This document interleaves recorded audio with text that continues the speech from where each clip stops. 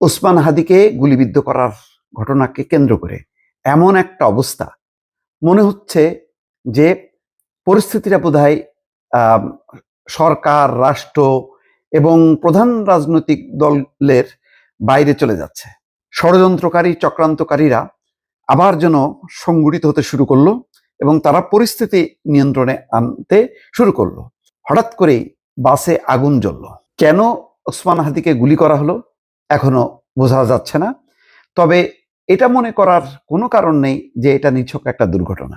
এটা অবশ্যই পরিকল্পিত একটি লক্ষ্য এবং তার একটা উদ্দেশ্য আছে। কারণ আগের দিন তফসিল কারা চায়নি, কারা চেয়েছে শুরু থেকেই নির্বাচন যাতে না হয়, আবার নির্বাচন হলেও যাতে সেটা বেশ দেরিতে অনুষ্ঠিত হয়, এই তৎপরতাগুলো খুবই পরিষ্কার।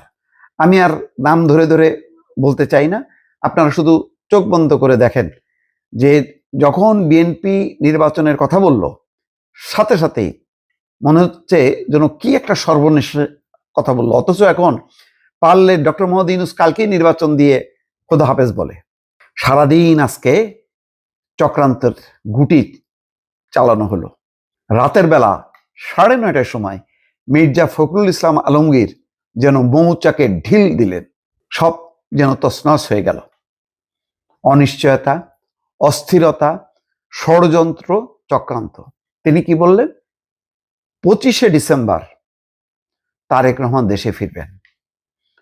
সাথে সাথেই রাজনৈতিক অঙ্গনে সুবাতাস।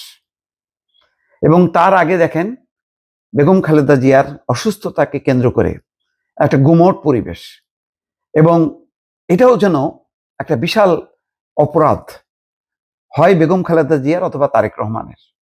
কেন তারেক রহমান আসতে পারছেন না, এটাই যেন মূল ইস্যু। হ্যাঁ, এটা ঠিক, বিএনপি তার সাংগঠনিক অবস্থা, তৃণমূলের যে অগোছালো একটা অবস্থা, নানা রকম অভিযোগ, তার মধ্যে নির্বাচনকে কেন্দ্র করে একটা বিশৃঙ্খলা, নমিনেশন আমি বলবো যে হয়তো 60 বা 70% ঠিক আছে, কিন্তু 30% ঠিক নেই। সে এই কাজগুলো এখানে যারা দায়িত্ব পালন করেছেন তাদের ব্যর্থতা আছে, কিন্তু সমস্ত ব্যর্থতার দায় তারেক রহমানের উপর চাপানো হলো। বলা হলো যে এইরকম একটা বিশৃঙ্খলা অবস্থা এবং তিনি দেশে ফিরবেন না, কারণ তিনি ভোটার হননি, তিনি নির্বাচন করবেন না, তিনি লন্ডন থেকে আর দেশে ফিরবেন না। এমন প্রচারণা যখন কি বেগম খালেদা জিয়া মুমূর্ষ অবস্থায়, তখন জোরে সোরে চালানো হলো। উদ্দেশ্য কি? উদ্দেশ্য একটাই, বিএনপিকে ডাউন করো।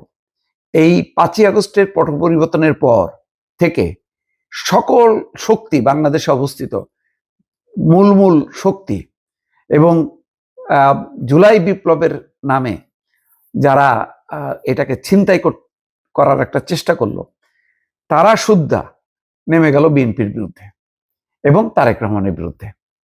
ব্যাপকভাবে অপপ্রচার চালানো হলো, তিনি আর আসবেন না, বিএনপি শেষ, বিএনপি দুর্নীতিবাজ, বিএনপি ফ্যাসিস্ট, বিএনপি সংস্কার চায় না, বিএনপি বিচার চায় না, বিএনপি ইন্ডিয়ার দালাল, বিএনপি আওয়ামী লীগের সাথে আতাত করেছে, এমন কোনো কথা নেই। দেখেন কি দুর্ভাগ্য, তারেক রহমান বলা যায় যে আহত বা অসুস্থ অবস্থায় তিনি কিন্তু আজকে থেকে 17 বছর আগে লন্ডন চলে গিয়েছিল। যিনি এই লন্ডন থেকে এই সময়টা বলতে গেলে বেগম খালেদা জিয়া কয়েকটা বছর পরেই তো কারাগারে ঢুকে গেল, লম্বা সময় তিনি দলকে নেতৃত্ব দিলেন, আন্দোলন করলেন, শেষ মুহূর্ত পর্যন্ত আন্দোলনে ছিলেন। অথচ গত 8-10 বছরে কিন্তু অনেক দল প্রকাশ্যে ছিল না। আমি নাম বললাম না, আপনারাই খোঁজেন। হঠাৎ করে 5ই আগস্টের পর তারা গর্ত থেকে বের হয়ে বলল যে আমরাই আসল, বিএনপি খারাপ। বিএনপির মতন এত নিকৃষ্ট দল আর হয় না। ব্যাপকভাবে দেশব্যাপী অপপ্রচার হলো। দুর্ভাগ্যজনক, আমাদের সরল মানুষ অনেকে মনে করতে লাগলো তাই তো, এই দলের নেতৃত্ব নাই, বেগম খালেদা জিয়া অসুস্থ, তার ছেলে আসে না, এই দলের আর কোনো ভবিষ্যৎ নেই। এমন একটা যখন পরিস্থিতি, এবং বিশেষ করে আজকে তো সেটার একটা চূড়ান্ত রূপ দেখা গেল গতকালকে তফসিল, এবং আজকে ওসমান হাদিকে খুব টার্গেট করে তাকে হত্যার উদ্দেশ্যে গুলি চালানো হলো, যাতে সবকিছু তছনছ হয়ে যায়, তারেক রহমান যাতে ভয়ে আতঙ্কে যাতে আসতে না পারে। এমন যখন পরিস্থিতি, তখন রাত্রে 9:30টার সময় জরুরি সংবাদ সম্মেলন ডাকলেন মির্জা ফখরুল। কেউ বুঝতে পারে নাই যে কি খবর দেবেন তিনি।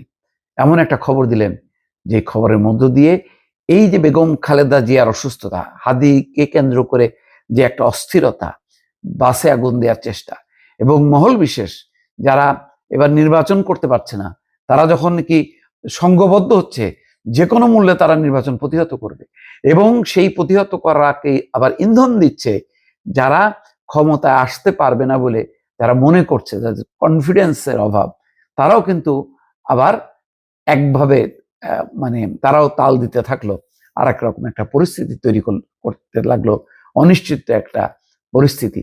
ঠিক সেই সময় ঘোষণা দেওয়া হলো তারেক রহমান ফিরছে। ফলে আজকের দিনের নাটকীয়তা কিন্তু একটা অন্য রকমের। সারা দুপুর বেলা থেকে সোয়া দুইটার দিকে গুলিবিদ্ধ করার পর থেকে ওসমান হাদিকে ঘিরে যেই রকম একটা একটা তাণ্ডবের একটা শঙ্কা করা হচ্ছিল, এবং যার ফলে অনেকেই মনে করছিল যে বোধহয় নির্বাচনটা ভেস্তেই যাবে, আর বোধহয় সম্ভব না নির্বাচন, এবং তফসিল সব বাদ, নির্বাচনই বাতিল হয়ে যাবে। ঠিক তখন তারেক রহমান ফিরছেন। কি বার্তা দিচ্ছে? বার্তা দিচ্ছে এই যে 12ই ফেব্রুয়ারি নির্বাচন হবে, সেই নির্বাচনটাকে সফল করার জন্য তারেক রহমান ফিরছেন। তিনি দলকে সংগঠিত করবেন, সারা দেশব্যাপী নির্বাচনী প্রচার অভিযান শুরু করবেন।